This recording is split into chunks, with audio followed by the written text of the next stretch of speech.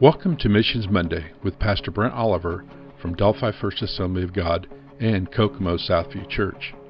Today, we are blessed to share with you God's news of what is going on in various parts of the world. Good morning and welcome to Missions Monday. Today I have with me Jason Morrison, and Jason is a missionary with the Assemblies of God, has most recently served in the Czech Republic, and is transitioning to a new ministry. Jason, you want to kind of tell us a little bit about your family and Sure. where you've been and what's about to happen? Yeah, well, I am Jason. I have a wife named Andrea, and we've been in the Czech Republic now for 20 years. We have a son who was born on the mission field 8 years ago. For 17 years, we're not able to have children. And then all of a sudden we had the surprise and the blessing. So Wyatt is our little missionary kid, and he's just now getting to know America for the first time. He was back when he was 2 years old, but this is his first real adventure into American culture. So we've been there. And then about 2-3 years ago, God started to talk to us about a change coming in our lives. It's just various ways, different, what we've felt like were prophetic dreams. One of which I was actually sitting in my old farm where I grew up here in Indiana. And we had a pasture on one side, we had our sheep and cows and all, and then on the other was our orchard. And in that dream, I saw the people we had been training in Czech, and they were building buildings, planting churches. And I was on the fence, and in the orchard, it was so covered with spider webs, nobody could reach in and get the fruit. It was like one of those Halloween style spider webs, you know. So I woke up, and that was kind of the genesis of this. And then this last year, 2 years ago now, 2018-19, I was on the way back from a revitalization coaching in one of our churches in Czech. And as I stepped off the train station, I had this flashback how it was 20 years ago, because the country is not the same. It's completely different.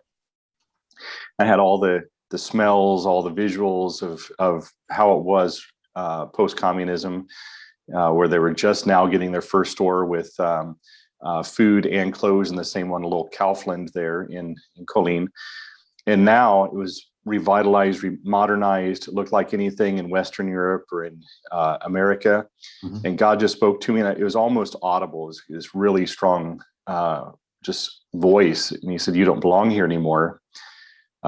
You are a pioneer. There's other missionaries here. For 6 years, we were the only ones, but now there's a nice team."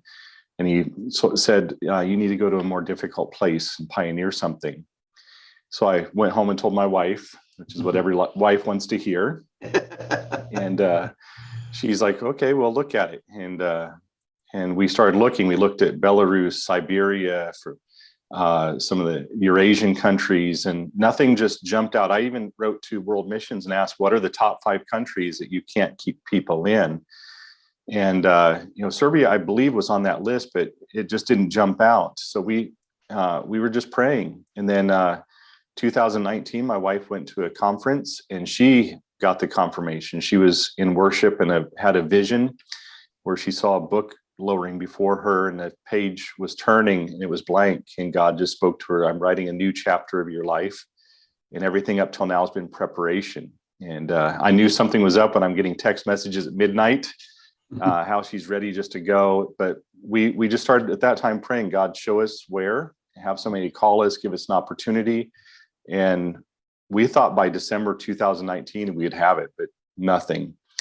And then we came back on itineration. We're planning to go back to Czech. My little boy is in Czech school right now doing online learning. But in July, somebody called us from World Missions, and he's known us for a long time. And he just said, "You can say no.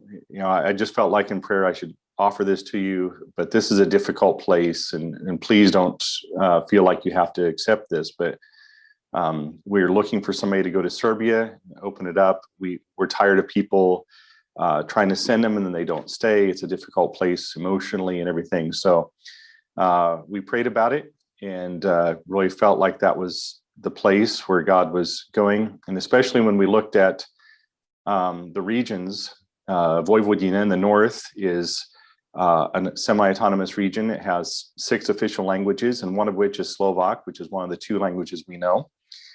And when I looked at the capital city, it was called Novi Sad, which in the Czech language means the new orchard. So just really seemed to fit even with what the dreams God had been giving us. So, and Wyatt also received confirmation just during his prayer times. We usually have a time where we listen to the Holy Spirit. Mm-hmm. And one night, he was kind of struggling. He wanted to go back to his Czech friends. Mm-hmm. And one night he just said, Daddy, I think Jesus is saying that we should go to a place where there's no missionaries instead of going back to one where there are some. And in his little 7-year-old way, that was kind of the confirmation we needed. So we said yes, and we're trying to explore what all that means, how to get there, what to do, how many languages we're going to have to learn, all those things. So, wow, that's powerful for a 7-year-old to be at the place. Yeah, God calls the whole family. He just doesn't call one person; He calls the whole family. Yeah, so and every piece is important. For a missionary to leave their home, their country, their family, their friends, and to go somewhere, you definitely want to know that every part of the family is in it. For Andrea to be able to be, you felt that, and rather than press your will upon her or God's will upon her, God independently showed her, and then Wyatt.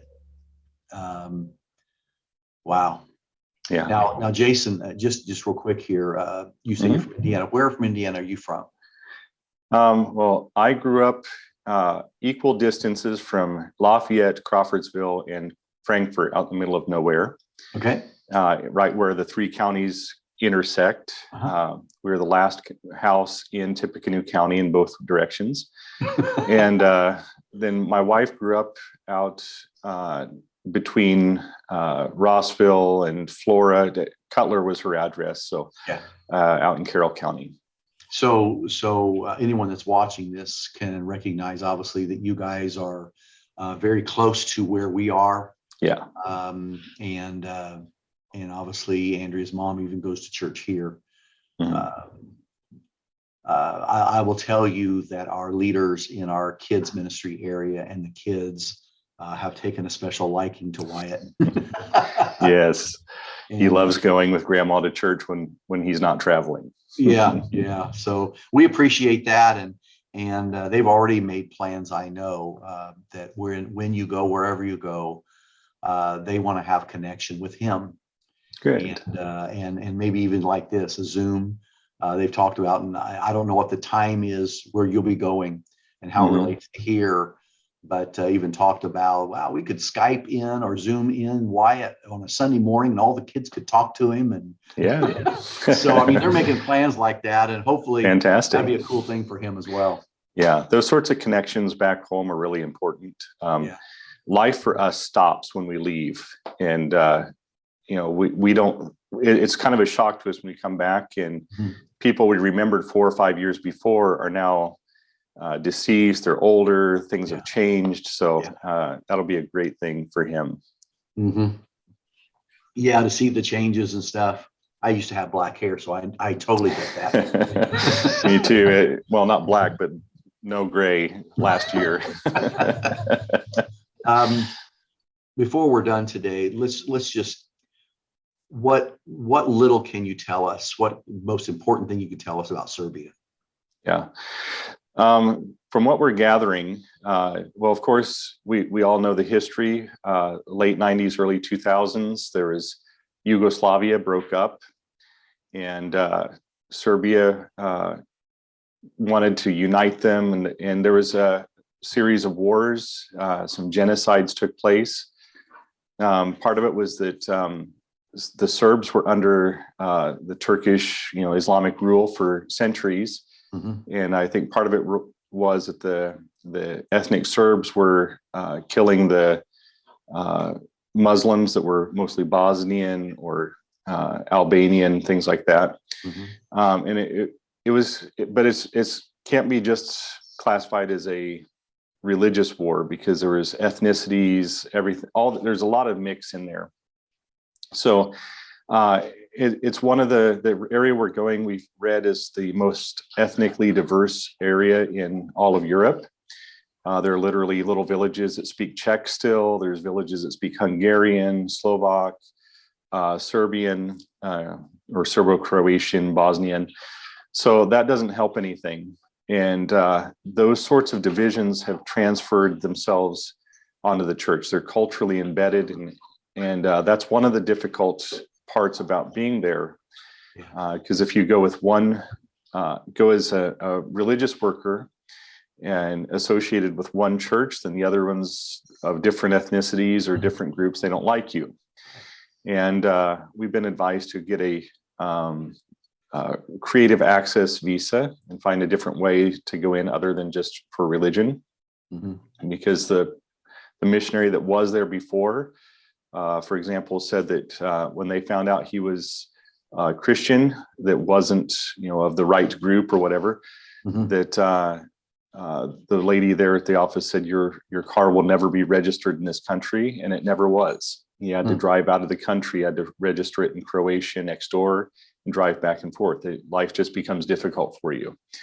So there are 35 ethnic groups, according to Joshua Project, 31 different languages. Several of them are considered unreached people groups. One language in particular has nearly 100,000 speakers and no part of the Bible in their language. So, we're not really sure what we're going to do yet. We just have to land, find out how to survive, because there's nobody there to help us. I mean, we have to come in and get a house, get everything set up without knowing the language yet. And so we're praying that God will bring those contacts to us and will give us, the right open doors, and then reveal his will. Wow. Tremendous walk of faith. It is. That is what we are called to do. Yeah. Well, Jason, I think the biggest thing we'd say is we ask people to be in prayer for you and your family. As you go. And in many ways, we've watched God open doors, and we expect that he'll do that again. If he's called you, we know he'll equip you. We know he'll provide the way. It's just you have to walk out as if you're walking on nothing, believing you're going to land on something. And that's hard for a lot of people, but that is the walk of faith with the Lord. Appreciate you sharing that with us today. And I just want to say to anybody today that's watching, please put Jason, Andrea, and Wyatt in your prayers, and pray for them as they make the plans to go to Serbia and what God would do through them there, reaching a people, many who are just totally unreached. So Jason, thanks today for all the time you spent here, and God bless you. We appreciate it. Thank you. Thank you for your prayers. This has been brought to you by Delphi First Assembly of God and Kokomo Southview Church. To contact us or send us your prayer request, testimony of answered prayer, or Bible questions, please see the information on the screen. May God's salvation through Jesus Christ overflow into your life with his joy. God bless until we see you again.